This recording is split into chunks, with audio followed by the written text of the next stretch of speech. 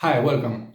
Today I want to discuss a little bit the difference in how men and women choose their spouse. And why this matters is because it helps in explaining the way that men and women think differently when choosing their spouse specifically, but in general also. And this difference helps explain why a lot of women actually end up unmarried through no choice of their own. So these are not people, men or women, who choose to stay single, because that's a whole different matter altogether. I'm talking about women who do not set out to end up unmarried, but do so because of this difference in the way that they select their potential spouses. So, if you don't know who I am, my name is Claudiu Manea. I'm a psychologist and a therapist, and for over 10 years now, I've been helping families grow stronger together and function better together.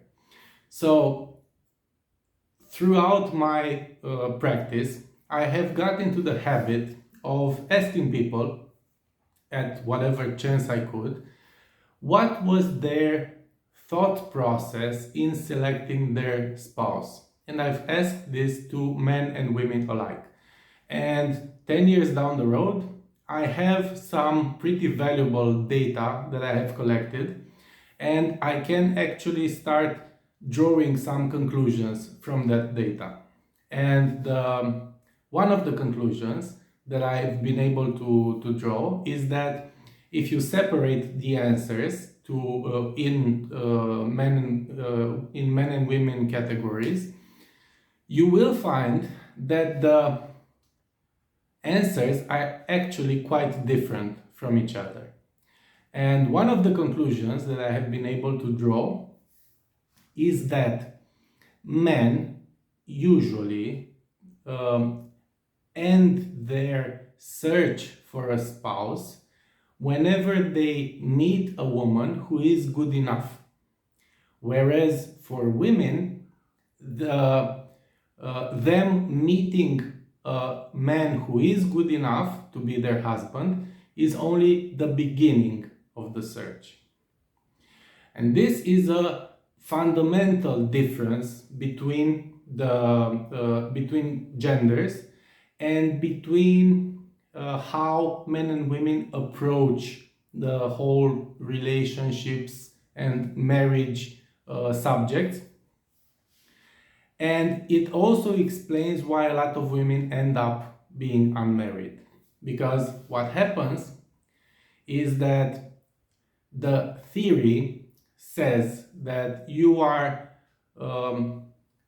have a very high chance of ending up with a partner who is a right fit for you whenever you choose someone who meets at least 80% of the criteria that you have set out to find.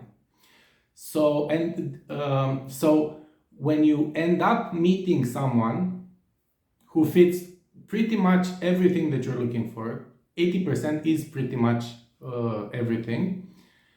What you should do is that you should decide to marry that person and know for yourself that you have made a good judgment call. What the women who end up unmarried in the end do is that they find this person, but then they start thinking, you know what, I can do better than him. And they pass on him and they start looking. The problem when you do that is that you already have that guy as a criteria. So whoever comes after him needs to outmatch him, needs to be better than him. And this um, dramatically narrows your selection pool, because it's pretty hard to beat 80%. It's really difficult. So the potential matches that woman will have gets narrowed down drastically. And even if she finds someone who is better than the first guy, who is let's say she finds someone who is at 85% as opposed to 80%.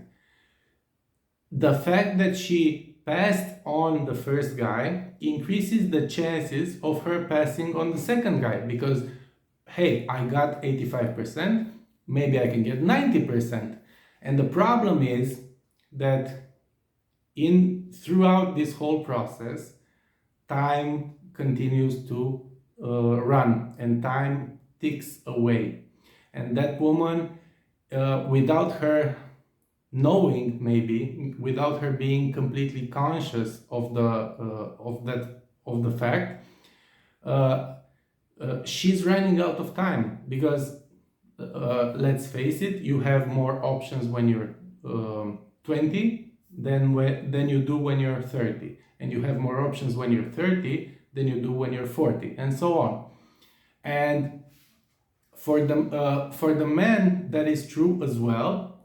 The only difference is that the diminishing appeal that you have is not so abrupt. So men tend to have a little bit more leeway in that regard, whereas for women, it's once it starts going downhill, it starts going downhill really fast. So it's really abrupt. And that, like I said, explains why a lot of women end up unmarried, end up really bitter about the world, about relationships, about men, and all of that.